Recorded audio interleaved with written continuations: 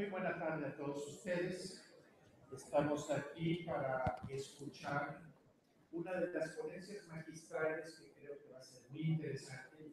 Tienen ustedes ya puesto en la pantalla, respondiendo al envejecimiento poblacional en economías energéticas. Para eso contamos con el profesor Peter Lloyd Sherrock. Es profesor de Ciencias de Políticas Sociales y de Desarrollo Internacional en la Escuela de Desarrollo Internacional de la Facultad de Ciencias Sociales de la Universidad del Este de Anglia, Norwich Research Park. Él, aparte de ser una persona con interés en especial en el envejecimiento, ha trabajado especialmente en políticas sociales para personas de adultos mayores en los países menos desarrollados o con menos recursos. Ha sido asesor en la Organización Mundial de la Salud bajo estos temas y asesor del gobierno británico también en políticas sociales de las personas adultas mayores y de desarrollo político social sobre todo. Doctor Peter Lloyd, thank you. Welcome to Mexico City. Y además una cosa, nos hace el favor de hablar en español del evento.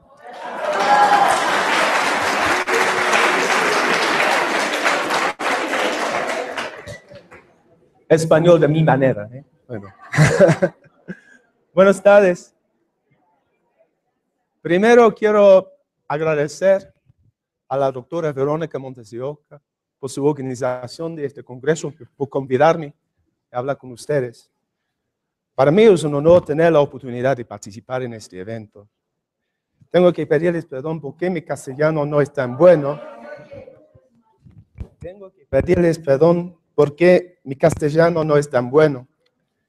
Espero que mis argumentos queden claros y si no, ustedes pueden echar la culpa a Google Translate. Y pueden interrumpirme en el momento si algo no quede claro. Bueno. También les pido perdón porque lo demás de mis diapositivas son en inglés, porque no tenía el tiempo para traducirlas. Durante los últimos días he sido muy impresionado por el nivel de interés en ese tema y la diversidad y la calidad de la investigación sobre la vejez acá en México y también en los otros países representados. Y por eso quiero felicitar a todos ustedes. Mi plática tiene el título ¿Cómo enfrentar a los desafíos relacionados al envejecimiento demográfico en las economías emergentes en los próximos años? Y si debería ser por unos cambios incrementales o mejor por una revolución pacífica. La verdad es que es un título un poco grandioso, pero quisiera aprovechar la oportunidad para desarrollar unos argumentos más expansivos y más explícitamente políticos que suelo hacer cuando escribo los artículos académicos. Mi plática tiene un mensaje clave, y eso es que, por supuesto, el envejecimiento demográfico representa un desafío muy grande para todo el mundo, pero no debemos abordar este desafío por una perspectiva sumamente negativa, porque este desafío puede operar como un estímulo crítico para unos cambios positivos en la sociedad, la economía, inclusive en la cultura.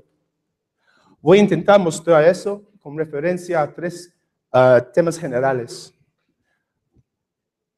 La transformación de los sistemas de bienestar social desde unos instrumentos de desigualdad y exclusión social hacia unos instrumentos de bienestar inclusivo y universal.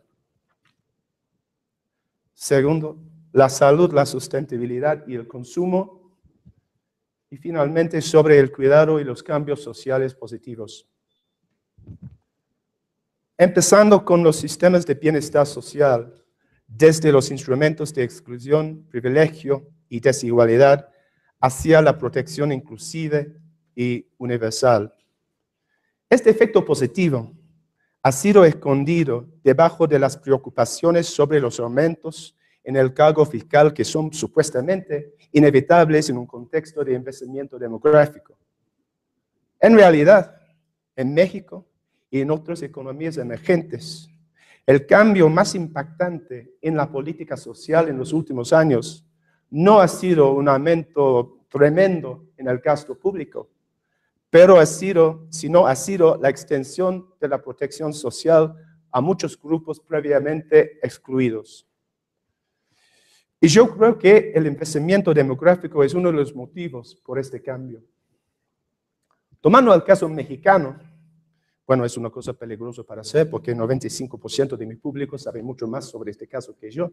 Pero bueno, en el año 2000, al comienzo de este siglo, menos que el 4/4 de los mexicanos mayores tenían una pensión o una jubilación. Y entre las personas más pobres, con más necesidad, la cobertura fue mucho menos. Con el quintil más pobre de la distribución de ingresos, solamente llegó a una cobertura de 2%. 98% fueron los no derechohabientes. Una frase mexicana que me parece muy interesante, los no derechohabientes. Y por el otro lado, entre los ricos, los 20% más ricos, había una cobertura mucho más generosa de casi 40% de la población. Una situación de exclusión y desigualdad.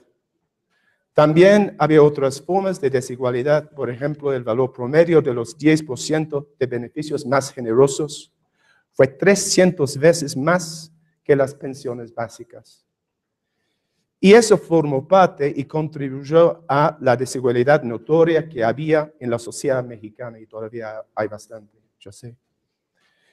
Bueno, ustedes saben mucho más que yo sobre los cambios posteriores, que en el año 2013, casi 90% de los mexicanos mayores tienen o una pensión o una jubilación. Es verdad que el valor de muchas pensiones no es tan generoso, alrededor de $45 por mes, pero hay evidencias que hacen una diferencia importante en las vidas de las personas mayores.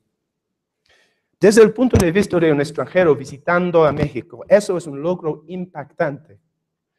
Y según mi información, el costo de los nuevos programas de pensiones asistenciales representa menos que la mitad de 1% del Producto Bruto Interno mexicano, que no es una cantidad minúscula, pero tampoco representa un cargo fiscal terrible.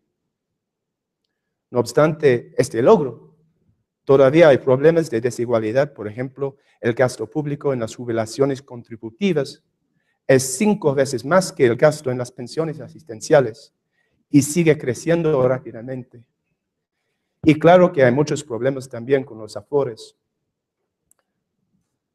Esta extensión de la protección social en México no ha sido un cambio incremental. Ha sido lo que llamamos en inglés un step change, o usando el lenguaje más grandioso, un cambio revolucionario. Muestra lo que es posible. Y hasta cierto punto la experiencia mexicana y de otros países como el Brasil ha inspirado cambios semejantes en otros países, como en el Perú, India y hasta cierto punto también en China. Ustedes saben mucho más que yo sobre las políticas complicadas de las pensiones asistenciales acá en México, incluyendo el papel de López Obrador y el programa pionero del Distrito Federal. Pero creo que esa extensión de la protección social en México, igual que en otros países, fue una respuesta a unos cambios sociales y demográficos más fundamentales.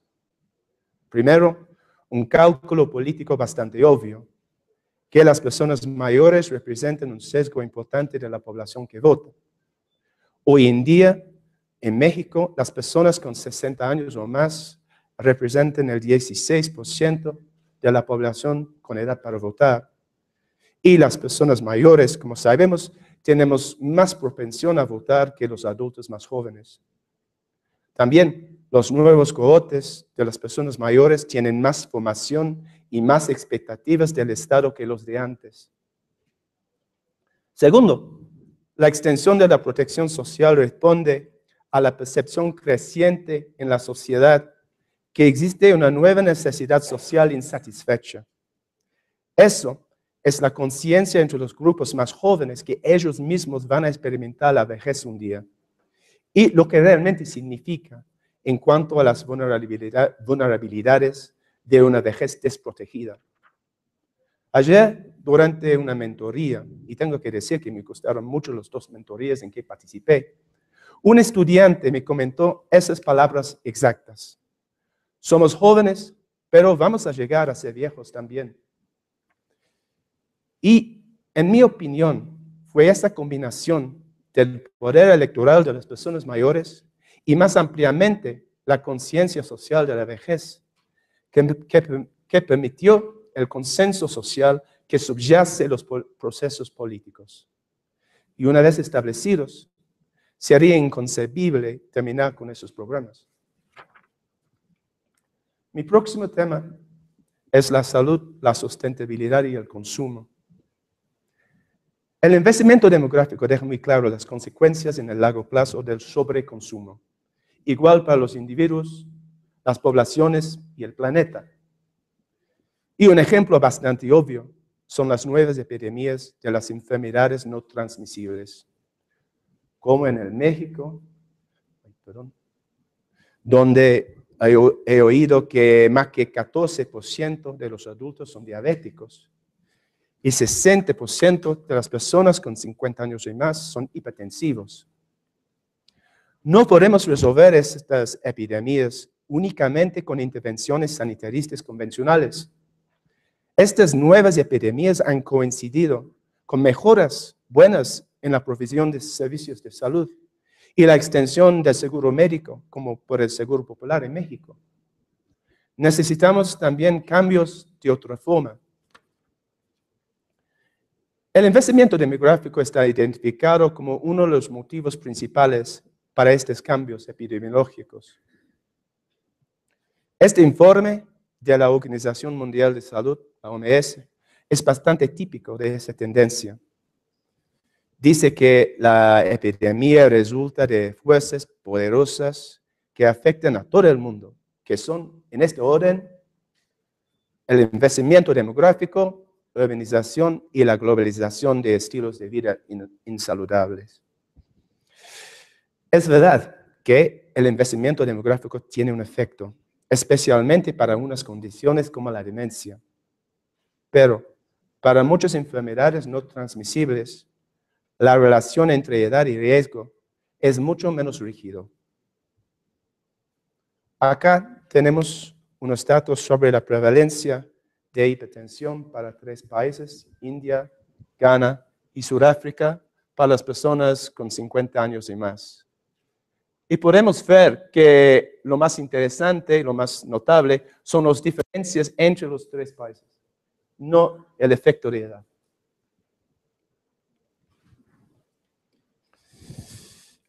Más bien que el envejecimiento demográfico, las nuevas epidemias son una historia de los factores de riesgo modificables que son relacionados al consumo y al comportamiento de los individuos, las empresas y los gobiernos. Como en el México, como he oído, que tiene la tasa de obesidad más elevada del mundo, que ha sido vinculado a un cambio revolucionario, estoy usando esta palabra de nuevo, un cambio revolucionario del consumo. Cambiar esas nuevas pautas de consumo representa un desafío enorme. Creo que el nuevo impuesto sobre las sodas representa un primer paso adelante, pero es un cambio muy pequeño y incremental. Y me pregunta si podemos sacar inspiración de los cambios impresionantes en la protección social para impulsar una agenda más ambiciosa. Se puede ver algo parecido en otras economías emergentes, como en China, que tiene 300 millones de fumadores y que representa 41% de la producción global del tabaco. Esa producción es un monopolio del Estado chino que genera unos conflictos de interés notorios.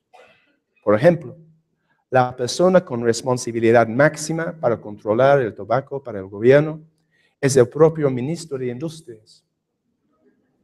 Y eso puede implicar unas políticas complicadas. Por ejemplo, hace un par de años, la OMS comentó que las advertencias en los paquetes de cigarrillos cumplían con las palabras de la Convención Internacional del Tabaco, pero no con su espíritu. Por ejemplo, la letra era muy pequeña y eso me da risa. Las advertencias fueron en inglés. Bueno, educativo. En los últimos años, algunos gobiernos locales chinos han tomado medidas más serias, como el gobierno de Beijing, que hace un par de semanas prohibió fumar en los espacios públicos. Pero igual al impuesto sobre las drogas en México, es un cambio muy limitado frente a la escala del problema. Entonces, más bien que echar la culpa al envejecimiento demográfico, las enfermedades no transmisibles muestran una necesidad de repensar los paradigmas de desarrollo económico y del consumo. También, el sobreconsumo de hoy en día reduce los recursos disponibles para los bienes públicos, tal como las pensiones y otros servicios para las personas mayores y otros grupos vulnerables. Me parece bastante irónico cuando se habla de problemas de sustentabilidad financiera de esos servicios cuando tenemos cada vez más sobreconsumo en la sociedad. Y por eso tenemos que cambiar nuestra mentalidad. Por cierto, no soy la primera persona que nota que hay paralelos fuertes entre el deseo de mantener la salud del cuerpo humano por la vida entera y la salud de nuestro planeta. En cuanto que las personas tengan más conciencia que van a experimentar la vejez y los riesgos epidemiológicos, puede haber más conciencia sobre el sobreconsumo en el corto plazo, que tiene tristes consecuencias en el largo plazo, que los recursos y la resistencia del cuerpo humano no son infinitos, que necesitamos cambios que son más revolucionarios que incrementales. Mi tercer tema es el cuidado y las relaciones sociales. No es necesario explicar a ustedes la escala del desafío que enfrentamos. Acá tenemos unos datos comparativos sobre la discapacidad entre las personas con 70 años o más. Podemos ver que en México, casi 80% de las personas con 70 años y más, en el año 2000, registraron por lo menos una discapacidad. Y el tercer parte tenían problemas con el autocuidado, que según Google Translate no es el cuidado de los autos. Averigüé, porque no estaba seguro yo. Pero bueno. Como en el caso de la hipertensión, es interesante observar las diferencias entre los países. Por ejemplo, China tiene menos problemas con el autocuidado que México, pero Rusia tiene más. Hasta cierto punto, estas diferencias reflejan diferencias nacionales en la salud de las personas mayores y muestran otra vez la elasticidad de la relación entre edad y salud. Pero yo sospecho que esas diferencias también reflejan variaciones culturales. Por ejemplo, muchas veces las personas mayores no quieren admitir que ellos tienen problemas con el autocuidado por el estigma. La nueva epidemia del mal de Alzheimer representa un desafío especialmente alarmante y la verdad es que me cuesta mucho encontrar un lado positivo relacionado a esto. Como hemos visto, la expansión de la protección social ha sido revolucionaria. Las respuestas a las enfermedades no transmisibles han sido incrementales. Por su parte, las respuestas a las nuevas necesidades de cuidado han sido menos que incrementales. Igual en México, como en la mayoría de las economías emergentes, tal vez con la excepción de centros urbanos en China. El cuidado sigue siendo considerado como un asunto privado para las familias, o mejor dicho, para algunas mujeres, en vez de un asunto que requiere las acciones públicas. Acá podemos ver qué significa la ausencia de acción pública para el cuidado. Estos datos son del proyecto 1066 y comparan los arreglos de cuidado para personas mayores en zonas rurales y urbanas en el Perú, México, China y Nigeria. Y se nota que, que la mayoría de los cuidadores principales fueron las mujeres, que no es sorpresivo. Lo que sí es interesante es que en las zonas rurales de China parece que la mitad de los cuidadores principales fueron los hombres. La realidad es que muchos de esos hombres no ofrecen el cuidado instrumental día por día. Más bien, ellos sienten los responsables para los arreglos de cuidado que muchas veces está provisto por las llenas de la persona mayor. También en este cuadro podemos ver que en algunas zonas urbanas, como acá en China urbana y también en, ¿dónde estamos? Ah, sí, perdón. Acá en Perú urbana y acá en China urbana, en vez de salir del empleo remunerado, las mujeres optan por una cuidadora pagada. Yo he observado en muchas economías emergentes que en los últimos años ocurrió un cambio muy importante en el servicio doméstico, que cada vez más tiene que ver con el cuidado de las personas mayores dependientes. Y este cambio ha sido acompañado por la emergencia de una nueva industria, de agencias que ofrecen cuidadoras pagadas, en algunos casos con buena formación como enfermeras, pero en muchos casos no. Y en esta industria le falta la regulación por el Estado.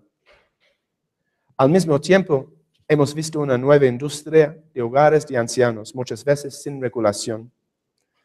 Por ejemplo, eso es un informe de la prensa argentina que traducí para otra presentación en inglés y no podía traducir de nuevo a español. Pero habla sobre los muchos geriátricos truchos que estaban en la ciudad de La Rioja, en Argentina. El año pasado, alguien del gobierno mexicano me comentó que hay más que 400 hogares informales sin regulación en el mismo Distrito Federal de México. Ya solo podemos imaginar la vulnerabilidad de las personas mayores en estos hogares informales, al abuso, al descuido y la mortalidad prematura. Quiero enfatizar esta frase, mortalidad prematura, porque volveré a discutirlo en el parte final de mi charla. Para mí, la mortalidad prematura es la mortalidad prevenible entre las personas de todas edades. Para otras organizaciones, la definición es muy distinta, como veremos más adelante. En el caso de las enfermedades no transmisibles, veo que está surgiendo un debate público en México y en otros países. Con el cuidado, ni siquiera estamos empezando el debate, que sería imprescindible para la evolución de unas políticas más serias. En los países más ricos, como el mío, el Reino Unido, sí hay debate, pero es un debate mal informado, que focaliza más que nada sobre la necesidad de manejar el cargo fiscal del cuidado. En vez de reconocer que el cuidado siempre tiene un costo, o sea, para el Estado o para los familiares que cuidan sin apoyo externo, los costos de su tiempo, los costos monetarios y los costos sobre su salud y calidad de vida. Entonces, lo que hace falta es un debate sobre la distribución de este cargo en la sociedad, dentro de un marco de justicia de género y, por supuesto, los derechos de las personas mayores. Y como en el caso de las enfermedades no transmisibles, tal vez existe una posibilidad de vincular este debate a un debate mucho más amplio sobre el equilibrio entre, por un lado, el individualismo y el consumo personal, y por otro, el reconocimiento de la interdependencia social y el bienestar colectivo. La dependencia de cuidado en la vejez contradice la idea que somos seres atomizados y que podemos protegernos desde la vulnerabilidad puramente por nuestras propias acciones. Ya sé que estoy hablando en términos muy generales sobre cambios sociales y culturales muy grandes y que va en contra de unas tendencias vigentes muy fuertes. Pero, como dijo la doctora Ursula Lehr en su conferencia magistral hace un par de días, es mejor ser optimista. Tomando estos tres temas juntos, el estado del bienestar, la salud, la sustentabilidad y el consumo, el cuidado y las relaciones sociales, espero que he mostrado que el envejecimiento demográfico puede actuar como un estímulo para unos cambios positivos, inclusive unos cambios revolucionarios. En gran medida, este depende de las políticas públicas. Y para finalizar mi plática, quiero enfocar sobre un aspecto de la política pública que me preocupa mucho. Primero, un poco de participación por la audiencia. Wakey, wakey. Hola. Bueno, quiero saber cuántos de ustedes saben algo sobre las metas milenio de las Naciones Unidas. Los metas milenios. Si saben algo, por favor, levanten los brazos. Yo sí. No, muchos. Bastante, pero no todo el mundo. Entonces, estos son los metas milenio. Estas metas son muy importantes. Defienden las prioridades de todas las organizaciones de las Naciones Unidas y también las prioridades de casi todos los países del mundo que ratificaron el tratado hace 15 años. Entre el año 2000 y 2015 han tenido bastante influencia sobre las políticas públicas internacionales, igual que nacionales, especialmente en las economías menos ricas. Ahora, las Naciones Unidas pretenden reemplazar las metas milenio con unas nuevas metas. Estos, los Objetivos de Desarrollo Sostenible, que van a influir en las prioridades para los próximos 15 años. En algunos sentidos, creo que las nuevas metas son mejores que las viejas. Por ejemplo, para la primera vez hay una meta relacionada a las enfermedades no transmisibles. Muy bien. Pero dentro de esas metas existe una discriminación explícita contra las personas mayores, que me resulta sorpresiva y irónico, dado estas palabras del secretario general de las Naciones Unidas el año pasado, que reconoce que la discriminación contra las personas mayores persiste y que todos tenemos que luchar contra este prejuicio. Unas palabras bonitas, pero la realidad parece bien diferente. La meta relacionada a las enfermedades no transmisibles busca una reducción en la mortalidad de por lo menos 23%, muy ambicioso. Pero hay una palabra pequeña que nos complica la vida. Eso es la palabra prematura. Cuando las Naciones Unidas hablan sobre la mortalidad prematura, no aplican la definición que yo usé antes. En vez, se define como morir antes de cumplir los 70 años.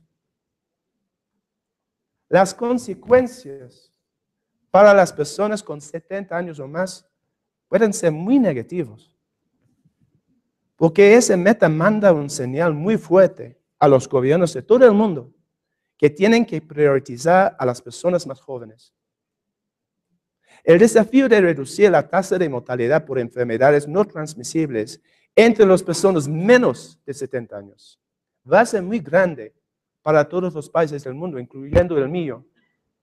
Y para cumplir con esa meta, requiere una desviación muy grande de recursos desde los mayores a los otros grupos. Y también señala que las personas mayores tengan menos valor y ya son listos para morir. En México, hay más que 250,000 fallecimientos por enfermedades no transmisibles entre las personas con 70 años y más cada año. 250,000. Y muchos son prevenibles. Pero esa meta dice que eso no importa. La verdad es que a mí me resulta increíble que las Naciones Unidas pueden proponer una meta tan abiertamente discriminatoria. No puedo imaginar algo semejante aconteciendo en cuanto al género o el color de piel. Y muestra la poca prioridad de las personas mayores entre las organizaciones internacionales. En un artículo que salió en la revista Lancet hace unos meses, Los proponentes de esa meta decían que, sus palabras, la muerte en la vejez es inevitable.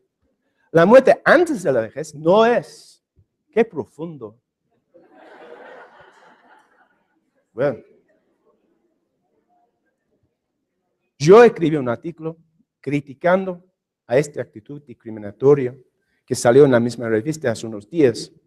Y ahora, finalmente, está para lanzarse una campaña global para cambiar esa meta, para reemplazar la palabra prematura con la palabra prevenible. La campaña ya incluye varias organizaciones internacionales y nacionales, tal como HealthPage International, the American Association of Retired People, la Federación Internacional de Envejecimiento, International Longevity Center y otros. Entre otras cosas, dentro de unos días van a mandar una carta abierta a la prensa en muchos países del mundo. La realidad es que ya es muy tarde para cambiar esa meta, antes de la ratificación del tratado, que va a ser el día 25 de septiembre de este año. Y es bastante probable que no vamos a tener éxito en eso. Pero debemos intentar. Y todos nosotros podemos hacer mucho ruido trabajando individualmente y por nuestras organizaciones, escribiendo a la prensa, hablando con los políticos, especialmente con los muchos políticos que tienen más que 70 años, que tienen un interés especial en esto, creo. Presionando a los gobiernos nacionales de rechazar ese meta. Porque la verdad es que sería muy embarazoso para ellos firmar un tratado que es tan explícitamente discriminatorio contra un grupo que, como hemos visto, tiene poder electoral. Así que acabo mi plática con un tono muy político y activista, que queda muy lejos del papel tranquilo académico que suelo tener. Pero si queremos explotar la potencial del envejecimiento demográfico para estimular los cambios positivos, tenemos que reconocer que ese es un asunto sumamente político. Muchas gracias.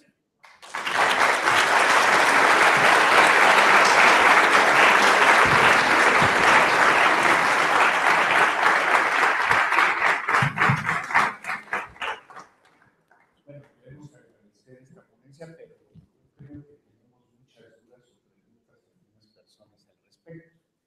Y todavía tenemos un buen tiempo para poderlas seguir escuchando.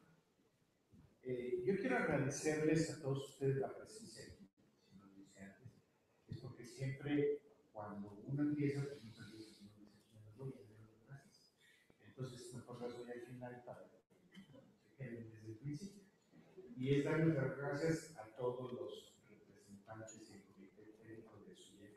Primero, directamente por permitirme estar aquí, porque es un honor estar en un podio, más de un seminario de un congreso internacional y más aún presentando a un gran profesor. Entonces, gracias a todo el comité por permitirnos estar aquí. Lo primero que nos gustaría o que me gustaría es, si ustedes tienen alguna pregunta, es si nos las hacen llegar, por favor. Si tienen algún comentario en especial.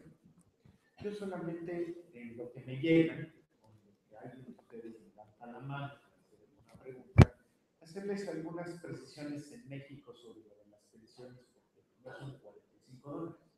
Esa pensión de $45 apuntada ahí equivale nada más la pensión federal a los grupos vulnerables y que es universal para todos. En México existen dos sistemas generales de pensiones. Uno que es contributivo distrito y que se distribuye, que ese es válido hasta 1997, en donde las personas se les retenía una parte del salario y al cumplir los 60, 65 años de edad o los 27 de derecho de servicio, se reparte una cantidad determinada. Y a partir de 1997, el ahorro individual. El grave problema de todo esto es que nunca el porcentaje del salario que se ahorra es suficiente para cubrir, ni en el sistema previo ni en el sistema actual. Y por lo tanto, no va a haber suficientes recursos para los que se jubilen o se pensionen. Por el otro lado, tenemos un grave problema en toda la República. El salario no es lo que recibimos. Nosotros recibimos, o en general, todos los que trabajan en instituciones o industrias, reciben un porcentaje en prestaciones. Y las prestaciones no forman parte del salario y, por lo tanto, ese porcentaje no es válido para el ahorro del futuro. Entonces, esos son los grandes problemas que tenemos que los sindicatos logran para que no se paguen impuestos sobre las prestaciones. Pero es un problema. Cuando se inició las pensiones en México, teníamos esperanza de vida de las personas que se jubilarían, ¿verdad?, de 3 a 5 años. Actualmente es de 15 y algunos hasta 20. Entonces no checan los porcentajes. Es nada más una cuestión de precio. ¿Ya tenemos algo que quiere hacer pregunta? A ver, perdón.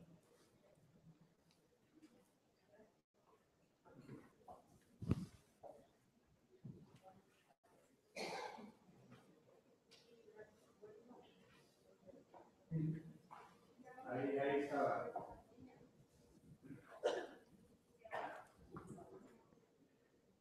Si no la repito desde aquí, si no las haces fuerte, para que lo oigan todos los auditores.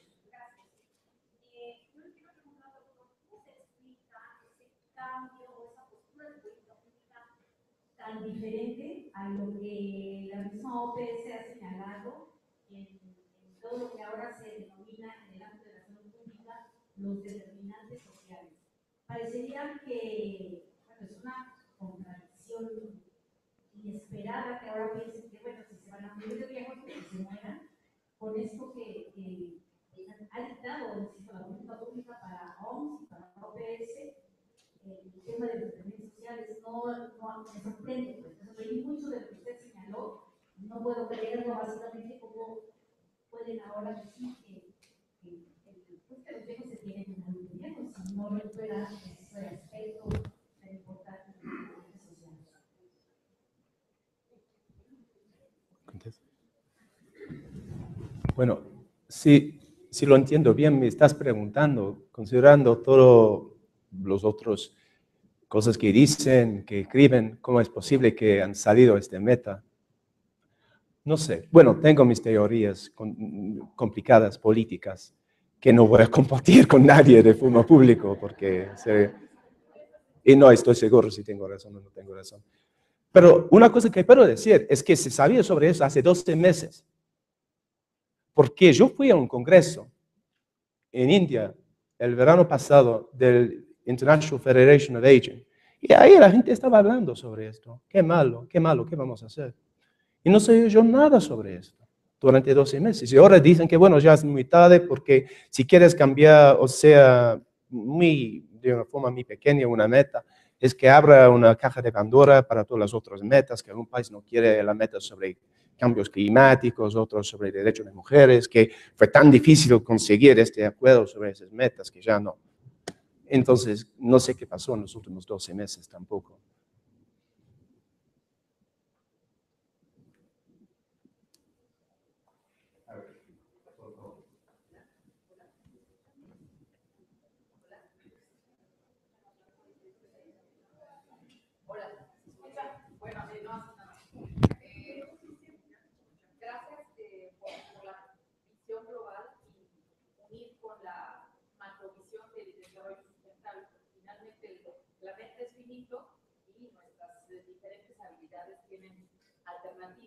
La pregunta va en el sentido de cómo trasladar el uso de los indicadores que existen. Tenemos un índice de desarrollo humano, un índice que ya tiene varias, digamos, elementos para medir, a un índice con indicadores sustentables donde se incluyan estas variantes de las formas de envejecimiento no plenamente construidas, sino que tienen que ver con estas pautas biológicas y físicas. ¿Cómo trasladar los índices o hacer una interpretación, digamos, más integral a partir de los indicadores que ya existen? Índice de desarrollo humano, índice de sustentabilidad, de desarrollo sustentable. La verdad es que es un asunto muy complicado. Y lo más importante de los índices es que sean simples. Y yo creo que el índice de desarrollo humano tiene bastante utilidad. Y cada grupo con sus intereses, o sea, por discapacidad, por tercera edad, por los niños, quieren modificarlo. Y dada la poca importancia de las personas mayores en las organizaciones internacionales, como hemos visto, yo creo que no estamos en una condición muy fuerte para hacer esto. Hay que decir que algunas organizaciones como HelpAge International ya tienen su Global Age Watch Index, que por lo bueno o por lo malo ya tiene bastante impacto en las prensas nacionales. Parece un poco, con todos los índices, es un curso de belleza. El año pasado estuvimos en el rango 15, ahora estamos en el rango 14, ya no tenemos problemas con las personas mayores. Y es como todos los índices, tiene que ver con los promedios. Entonces, es una pregunta interesante, pero yo no sabría dónde empezar. Perdón.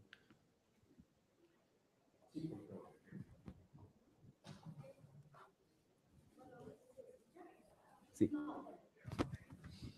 ¿Qué tendría que aprender o considerar México respecto al Reino Unido en política pública sobre el envejecimiento? Qué pregunta. Un problema que siempre tengo es que vengo del Reino Unido. He pasado toda mi vida académica estudiando los otros países afuera del Reino Unido. Después la gente me pregunta cosas sobre mi propio país. Así que no puedo hablar con una autoridad profesional sobre esto. Pero bueno, yo creo que se puede aprender algunas cosas del Sistema Nacional de Salud, por supuesto. Pero ya sé que sería muy difícil modificar el sistema de salud mexicano porque ya está establecido con instituciones y intereses muy fuertes y que ya políticamente eso no sería posible. Me parece que donde todavía tenemos tiempo sería en las infraestructuras y instituciones de cuidado de las personas mayores porque todavía no están formados muy bien. Entonces, esa falta de política deja un espacio, deja una oportunidad. Y yo creo que no hay un modelo sobre los cuidados en ninguna parte del mundo, no hay mejores prácticas, porque ni siquiera en Europa nos ponemos de acuerdo sobre lo que funciona mejor. Pero por lo menos me parece que hay más reconocimiento de que tenemos que ver el cuidado de las personas mayores no como una elección todo o nada, que solamente vamos a poner a las personas en asilios o que vamos a dejarlas en sus familias sin darles apoyo. Que el futuro del cuidado de los ancianos tiene que ver en las otras intervenciones intermediarias. Y ya sé que hay muchos ejemplos de esto en México, pero me parece que hay una posibilidad de aprendizaje de los británicos, de los mexicanos y de los mexicanos y de los británicos, porque estamos justo empezando a ver cómo funcionan esas intervenciones. A ver, antes de pasarle aquí a alguien, tenemos una pregunta también de todos los del auditorio, que dice, ¿ganamos si se cambia el tema de 70 años o más? ¿Y qué seguiría en su opinión en México? Perdón, no entendí. ¿Qué ganamos si se cambia el tema de 70 años? ¿Y qué seguiría en su opinión? Bueno, para mí es que no es que las personas mayores tienen más importante que las personas de menor edad. Lo que pasa es que con muchas enfermedades no transmisibles, hay intervenciones que son generales para todas las edades. Sabemos que en México que la gran mayoría de gente hipertensiva no están controlando su condición y que hay medicamentos que funcionan bastante bien, pero hay gente que no están tomando o no están conscientes de su condición. Eso es un tema que es relevante para la gente que tiene 40 años, 50 años, 70 años, 80 años. Y en vez de preocuparnos sobre la mortalidad prematura, tenemos que pensar en la mortalidad prevenible de todas las edades. Eso es una distracción. Así que para mí, puede ser que por un lado 250,000 personas con 70 años y más murieron con las enfermedades no transmisibles. No digo que vamos a salvar esas vidas si se cambia una pequeña meta, pero dentro de 15 años va a ser mucho más. Teníamos otra pregunta que Gracias. Usted hace rato estaba mencionando a un joven que dijo que ahorita o sea, se ve que eres joven, que en algún momento vamos a envejecer. Entonces, ¿qué va a pasar? A mí me llamó mucho la atención la definición de mortalidad prematura, porque queda muy claro que los términos que nosotros ya tenemos como sentados ya están, digamos que ya los tenemos muy claros, parece que los tenemos muy claros todos, pero creo que todo empieza desde el mismo lenguaje. Creo que para tratar de mejorar las condiciones en los ancianos, tendríamos que empezar también a definir los términos. Entonces, uno de los términos que a mí me parece más importante para empezar a convertir, digamos, la marginación en la pobreza en el mundo, no nada más en México, es la noción de calidad de vida. Y hace rato estaba discutiendo con una persona cuál es la diferencia entre qué entienden por calidad de vida, y me dice, pues, como ciertas esferas de bienestar que tienen que estar en armonía, en la educación, nutrición. Y entonces yo digo, a mí me causa mucho conflicto los términos, porque al estudiar filosofía, yo defino calidad de vida como una vida deliberadamente escogida. Entonces mi pregunta es, ¿qué opina usted sobre empezar a definir los términos específicamente sobre definir calidad de vida, no tanto como una armonía entre factores como esos, sino más bien que la persona sea capaz de deliberar sobre su propia vida, y entonces ya empezamos a manejar diferentes términos como la mortalidad prematura, ya que es muy subjetivo estos derechos. Sí, estoy de acuerdo que hasta cierto punto estoy hablando sobre la necesidad de cambios culturales y cambios en la mentalidad, y obviamente el lenguaje es muy importante dentro de este proceso de cambios. Está para salir dentro de un par de meses un informe bastante grande de la Organización Mundial de Salud sobre la tercera edad y la salud, y yo participé en algunos capítulos de esto, y está intentando redefinir más o menos la calidad de vida y el envejecimiento exitoso, colocando mucho más énfasis sobre la agencia de la persona mayor, sobre la posibilidad de tomar decisiones y tomando el marco de capabilities de Amartya Sen, que me parece que es muy útil para eso. Entonces, estamos en esto.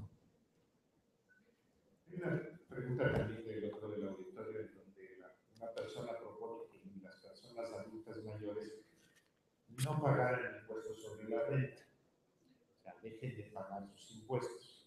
Y quiere saber si en el Reino Unido hay alguna postura de beneficio al respecto para los adultos mayores.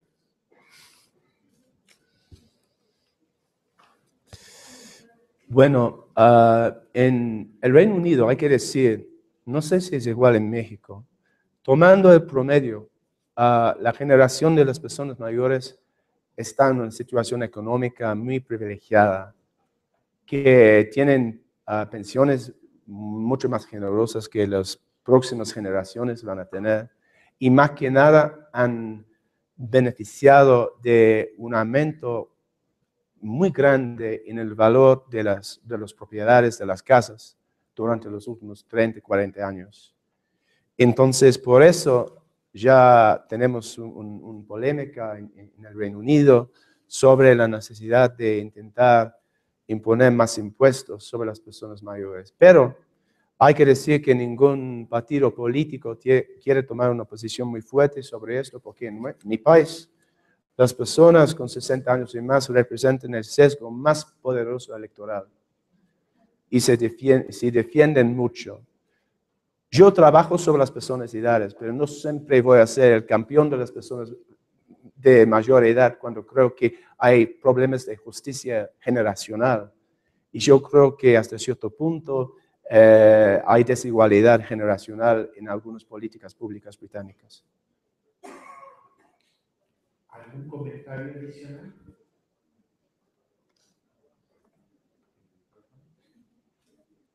Gracias, excelente ponencia y el día de ayer estaba en una de las mentorías.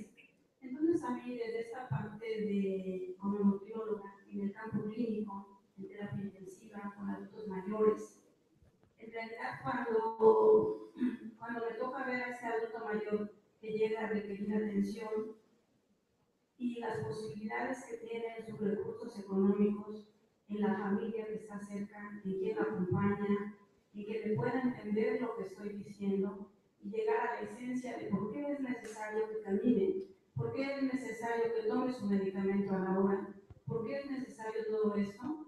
Y me pregunto por qué se tuvo que esperar hasta que tiene 70, 80, 90 años. ¿Hay alguna complicación o deficiencia ya? Cuando se pudo haber empezado en etapas muy jóvenes. Alguna vez di una plática sobre nutrición en el adulto mayor y empecé a recorrer hacia atrás, y llegué a la conclusión de que era importante en qué condiciones se embaraza la mujer, madre de ese adulto mayor ahora, y desde ahí el ejercicio y cómo comió y se jugó y qué pasó y su temperatura y demás. Entonces cuando uno ve al adulto mayor ahora dice, sí, ¿qué más puedo hacer por ellos ahora como un profesional de la salud o como un servidor público? Pero cuando ves la tarea que tienes hacia las nuevas generaciones, de empezar a un jardín de niños, o con los niños en la casa, o con los que compartes la mesa cada día, que ahí puedes ser un educador también, que ahí también lo puedes hacer. Pues de repente nos quedamos viendo esa parte donde ya se es adulto mayor con complicaciones, pero no, perdemos a los niños, perdemos a los jóvenes, perdemos al convivir de cada día. Entonces hay que invertir en salud con educar desde la cuna y no esperar hasta las complicaciones, y cuando ya se tienen, pues que sean las mejores condiciones los años que nos toque vivir. Gracias, sí, claro, la educación es muy importante. Igual que no quiero menospreciar la importancia de la prevención durante el curso de toda la vida y el papel positivo que las personas mayores pueden tener. Pero imagina que esas metas van a durar para los próximos 15 años. Así que algunas personas que tienen 54 años hoy en día van a llegar a los 69 años en el último año de esa meta, cuando el gobierno mexicano tiene que reportar a las Naciones Unidas si ha cumplido con esa meta. Las personas que tienen más que 54 años hoy en día, 55 años y más, van a estar excluidos. Entonces, eso no es una meta que solamente excluye a la gente que tiene 70 años hoy en día, excluye a gente con menos edad. Y hasta que manda un incentivo al gobierno de menospreciar la prevención de enfermedades durante los años 50 y 60, porque esa gente va a llegar a 70 dentro de 15 años.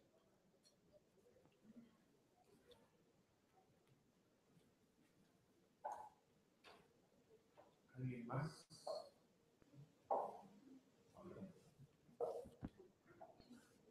Bueno, no sé si te saco un poquito de lo que nos estás diciendo, pero no me quiero ir por esta duda. A lo mejor a alguien más le puede pensar.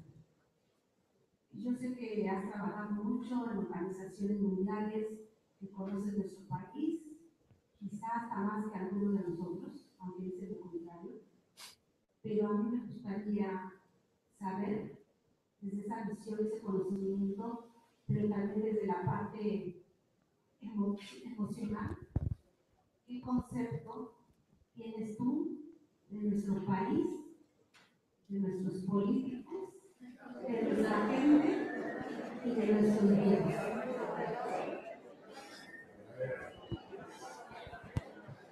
Acaban de cambiar los políticos, de oportunidad.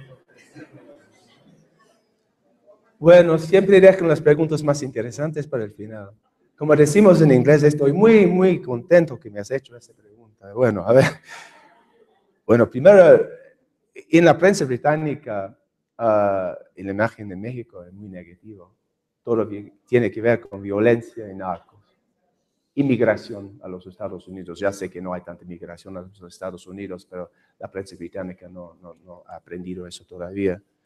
Y algunas veces, algunos artículos sobre la corrupción. Y nada más que esto, realmente. Yo tengo un interés un poco más académico en América Latina y bueno, en este ámbito la gente habla sobre las economías emergentes, incluyen a México como una economía emergente de la segunda nivel, ¿no? Como Indonesia, Turquía y todo, Nigeria puede ser, no sé. Me parece, es una clasificación un poco tonta. Yo creo que hay tanta diversidad dentro de estas economías emergentes. ¿Cómo se puede comparar Indonesia, Nigeria y México? No tiene nada que ver. Más que esto, yo creo que México está considerado como un país muy exótico y un país muy latino y todos los estereotipos todavía son muy fuertes, desfelizmente, porque somos muy ignorantes en el Reino Unido sobre la realidad mexicana, mucho más que los americanos de los Estados Unidos. Bueno, yo creo que lo primero que tenemos que hacer es darle las gracias porque ustedes se dieron cuenta, habló de parte económica, habló sobre consumo, habló sobre cuidados privados, cuidados públicos, sobre un poquito de calidad de vida y con una base muy importante, la prevención. Y la prevención la tenemos que hacer todos, ese autocuidado que se mencionaba, a todas las edades, todos los niveles, ya sean personas educadas formalmente con grados académicos o personas que apenas vienen a la primaria o que tengan una educación básica. Creo que la base realmente de cualquier sociedad es la prevención de lo que tenemos como problemas presentes y de lo que tendremos como problemas futuros. Habrá que recordar que va a haber un cambio muy drástico en la expectativa de vida de las personas que serán adultas mayores a futuro, de acuerdo a la cantidad de enfermedades crónico-degenerativas que actualmente se padecen en edades tempranas. Y por el otro lado, a la huella poblacional que está dejando todo lo que es la violencia y el narcotráfico en edades jóvenes, dejando una media importante en productividad y en servicios de cultura. Entonces, está bien prevenir con los datos que tenemos ahora, pero la prevención se tiene que basar también en lo que va a pasar. Ahorita llega una generación a edad avanzada, ávida de tener más servicios, de tener una calidad de vida mucho mayor, de buscar que le reduzcan impuestos para poder hacer más cosas, de poder tener derecho a volver a trabajar porque todavía están fuertes. Viene una generación en 15 años en donde la obesidad, la hipertensión, la diabetes van a hacer que esa población de edad avanzada no tenga la calidad de vida fisiológica y alta para lograr las cosas que actualmente están viviendo, y hay que prevenir también qué servicios van a tener. Y posteriormente vendrá una otra generación en donde tenemos el primer lugar de obesidad infantil con problemas crónico-degenerativos a más temprana edad. Y después tenemos que tener un cambio totalmente radical de ahí, que quiere decir, yo no quiero envejecer. Entonces tendremos generaciones por delante que requerirán de métodos preventivos diferentes. Y no lo que se necesita ahora se necesitará después. Y no lo que pensamos que necesitan los viejos, es la verdad de lo que representan o requieren las personas que están llegando actualmente a la edad avanzada. Por lo tanto, la calidad de vida, definiciones adecuadas, la prevención que se requiere, tendremos que basarnos en algo más individual como país y no tendremos que basarnos tanto en una premisa de la Organización Mundial de la Salud de reducir casi en un 30% la mortalidad antes de los 70 años de edad a costa de ello.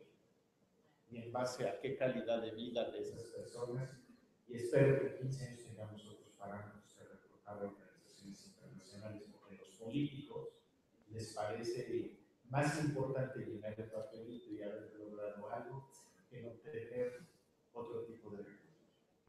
Creo que tenemos que darle las gracias a todos. Gracias.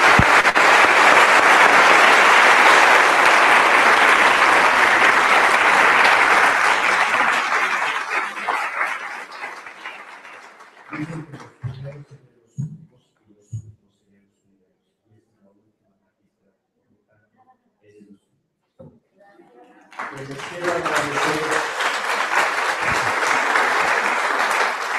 a todos ustedes la presencia en este auditorio y en esta parte de aquí.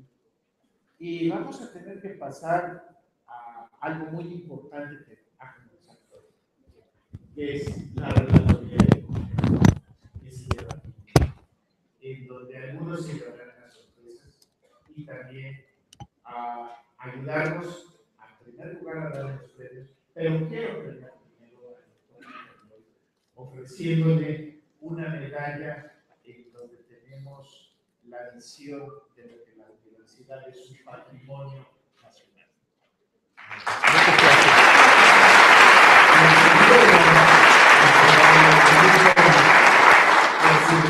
Participación como ponente magistral en este primer congreso internacional interdisciplinario de envejecimiento. Muchas gracias. Cerramos esta conferencia magistral y daremos inicio a otra parte que es sumamente importante, lo que se ha logrado en este congreso. Les agradezco su presencia. No se vayan porque además vienen las premiaciones de los trabajos. La premiación de